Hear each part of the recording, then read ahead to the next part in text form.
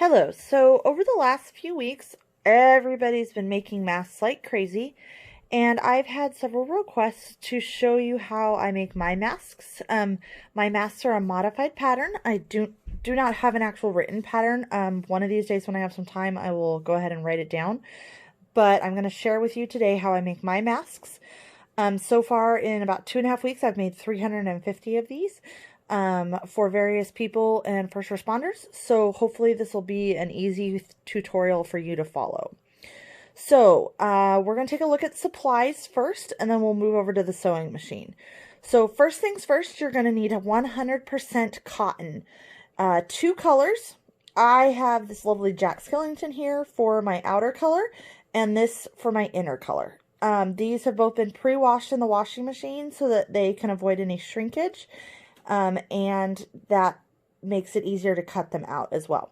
If you do not have two fabrics, it is perfectly okay to go ahead and use the back side of your regular fabric. So in this case, you would flip this like this, see?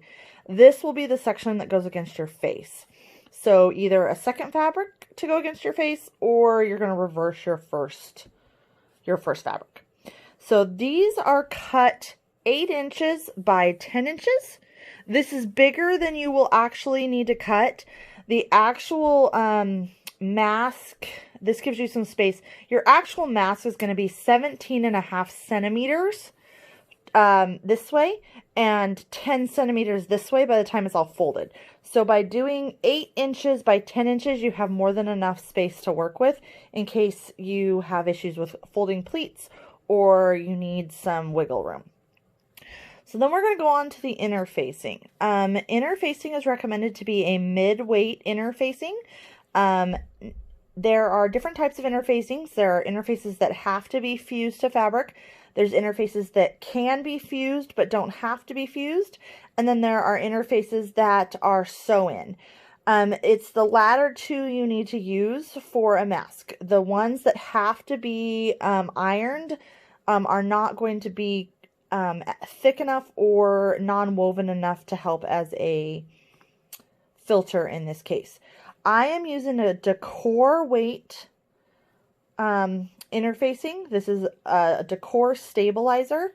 A lot of people are using just a basic mid-weight garment interfacing, but I find that this is thicker. The consistency of this, which is a little hard to tell, is similar to the blue shop towels that are recommended for a filter. So while no filter is 100%, having a thick non-woven material like this in the center combined with your 100% cotton will create a really nice barrier. Now, I am making masks with straps. These are surgical style masks, and they have 4 ties on them so that you tie them around the head, and this gives flexibility. So to do that, you're going to cut 2 strips of 2 inches by 44 inches. These can be any type of material. I'm using a cotton poly blend for these, but these are just to create the ties. Once you have those cut, you're going to go ahead and go to your sewing machine and or your ironing board, and you're going to iron them. See how I've ironed them into 4 so that they're a 1/2 inch once they're all done. This is similar to a bias tape, but this is your strap, okay, your tie. Now, if you are using elastic and you are lucky enough to have found an elastic piece, you're going to need some additional cuts of fabric. This is 4 inches by 6 inches, and you're going to cut 2 of them. You are going to then iron them as such. 1/2 inch and 1/2 inch here, and then you're going to fold it in by 1 inch in either direction so that when you're done, you have a piece that is 5 inches by 1 inch. Okay? And that is how you're going to put your elastic on. If you have to have elastic and can't find some, I have been finding these headbands in the hair tie section. They are elastic, and you can cut 1 in half and create 2 masks with it. You need approximately 7 inches of elastic to create the earpieces on any mask for an adult. When you do this, this is how you would assemble it. So it would go like this on the edge of your mask, and then your elastic would come out. I am not going to assemble that at this time. I will do a video at a later date with elastic. But if you have questions, let me know and I can help you do that. For the purposes of today's video, I am going to assemble with ties and a mask. And we're going to move over to the sewing machine now and start with assembly. Okay, as you can see, I have switched up the fabric a little bit. This is going to be my outer fabric. This is still going to be my inner fabric, and here is my inner facing. So to assemble, I'm going to take my inner fabric and I'm going to lay it face down on the table. Then I'm going to take my inner facing and lay that on there. And then I'm going to take my outer fabric and lay it on top. Now, if my fabric had a pattern that had a direction it had to go, so like a character like that Jack Skellington fabric, I would look at that and figure out what's the top and what's the bottom. In this case, this is my bottom, and I'm going to run a seam right here across this bottom to hold the 3 pieces together while I do the pleats. So let me go ahead and do that, and then we'll go ahead and go to the next step. Okay, so not only did I sew the bottom together, but I went ahead and finished the bottom of my mask. So I folded over from the front to the back and put a second seam in here. This is now the finished portion of my mask and will be my bottom that I work from. So for the purpose of folding pleats, I'm going to fold the top side out, and then I'm going to actually go approximately an inch up, and I'm going to take my fingers like so, and I'm going to pinch the fabric. So the fabric's going to pinch to create this pleat. I'm going to do this with both of my fingers at the same time so it creates a pleat all the way across.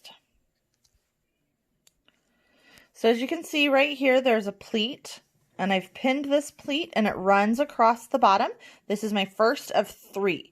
So I'm going to do 3 more, and then we're going to put the wire in for the nose. Okay, so as you can see, I have 3 pleats. And then I still have my open edge up here. I'm going to flip it over so you can see this a little bit better. There's 3 pleats. They're all in similar size. I'm now going to run a stitch here and over here to hold the pleats down in place while I continue to work. This does not need to be a full stitch. It's just enough to hold them in place. The finishing stitch that will actually finish the mask out will be done later with the ties. So we're going to do that. You're going to want 17.5 centimeters between this stitch and this stitch when you're done. So if your fabric is wider, center and figure out where your stitches need to go, and then you want 17.5 centimeters between stitches. Okay, for the purpose of this video, I have put pins where my stitches were. So you can see this pin goes with this stitch.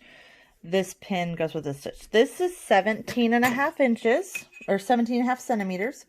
I'm going to measure it with your ruler. If you don't have a metric ruler, you can actually pick one up at any hardware store if you can't find one at your fabric store. So that's 17.5 centimeters there. I like just a basic metal one with some cork on the bottom. It's flimsy, works really well for me. Now, here's the tricky part. You have excess. When you fold pleats, you always end up with the fabrics that don't fold quite right. So what you're going to actually do at this point in time is you're going to measure from the bottom to the top, and you want it to come out to 15 centimeters at this point. So 15 centimeters. Your finished amount is going to be 10 centimeters. So in this case, this is still showing too big. If you end up with this where 15 centimeters includes your selvage, go ahead and go to this fabric here. You can cut this excess over here off because you're going to fold under. So if you go ahead and cut this excess off at 14 centimeters, you'll still have enough room for putting in your nose wire.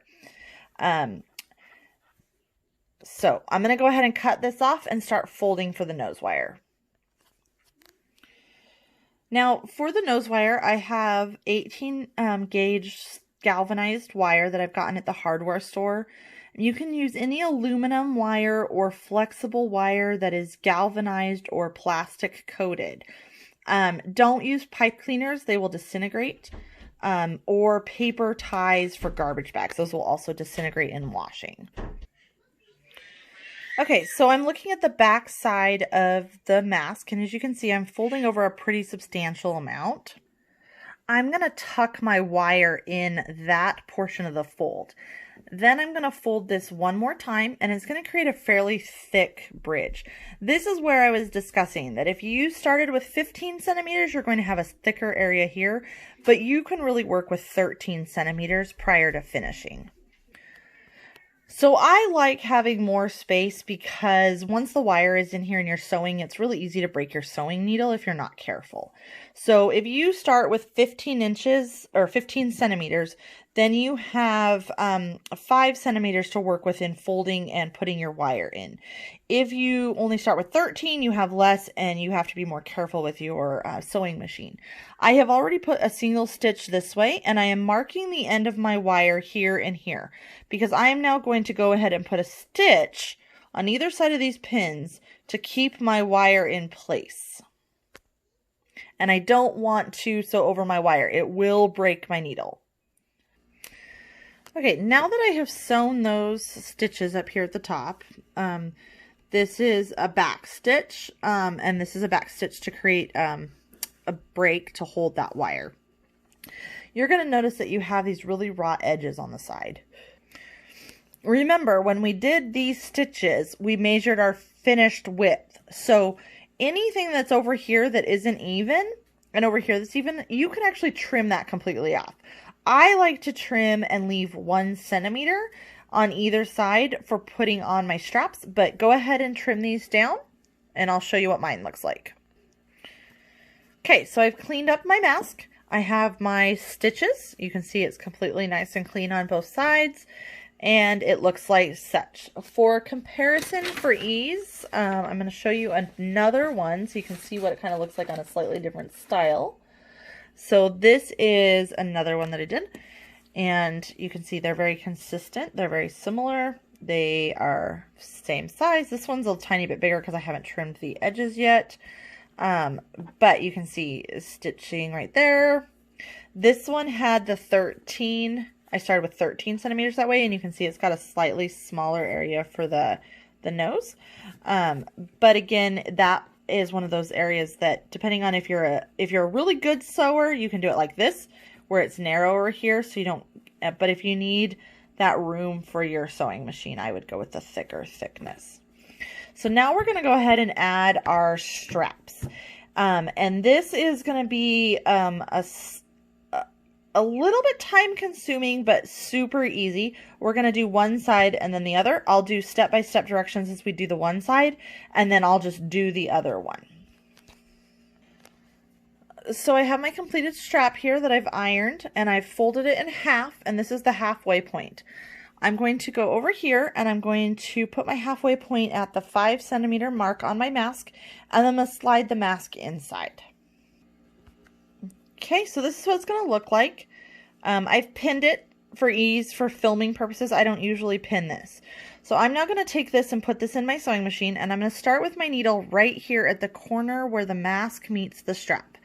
And I'm going to start right here with a back stitch or tie stitch, depending on your machine. And we are going to sew to this corner and do a back stitch, tie stitch at this corner. Once we get to this corner and we've done that stitch, we're actually going to continue to go straight on down the strap. Okay, so you can see here's my stitches. My back stitches, tie stitches are here, and then I've gone all the way down to the end of this side of the strap, and I finished my stitch here. Now I'm going to go the other direction. I'm going to start here directly on top of the stitch I already did, and I'm going to do the same thing and go that way.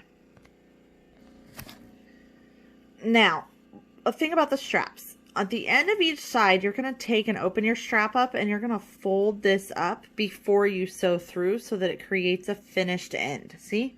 Just like that. And that is what it looks like when it's all sewn. So I went ahead and did both stitches here, and then I actually went through and I started a second line at the end of my string, and I went all the way down, all the way across to the other side. And I still have to cut my strings. You can see where I finished. So this now has 1, 2, 3 stitches holding it to the mask. Okay. Front, you can see it through back. go ahead and cut your strings, and then we're going to do the second side, okay? And we're going to finish this up. So we are all ready for our last stitch. As you can see, I've done both sides. This last stitch is one that's a personal preference. I like it because I feel like it gives more stability to the nose. You do not need to do it if you do not feel comfortable with it.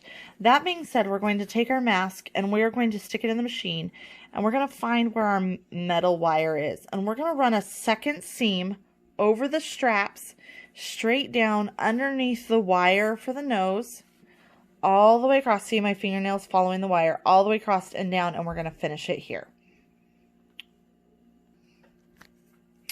Okay, so if you look closely right here, you can see how there's two stitches. The first one is the one we did when we assembled the mask. The second is our finishing stitch. I'm going to point something out in this video as well. If you guys notice, I have not been completely perfect on my stitches. I do know how to do perfect stitches. I was raised by a professional seamstress, and if she saw this, she would have an absolute heart attack. However, one of the things that I want to stress is you are going for protection here, not perfection. If your mask is not perfect, see how mine have a little spots here or there? It is okay. What is important is this part here that goes over your face that provides the protection for you. If the seams are not right, if they're not perfect, if you mess something up, it is okay. We are all not professional seamstresses.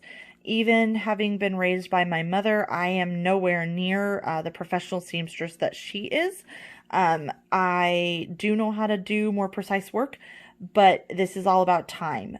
This mask has taken me about 30 minutes, including the filming for this video. I can do it in about 16 to 17 minutes straight to finish without stopping.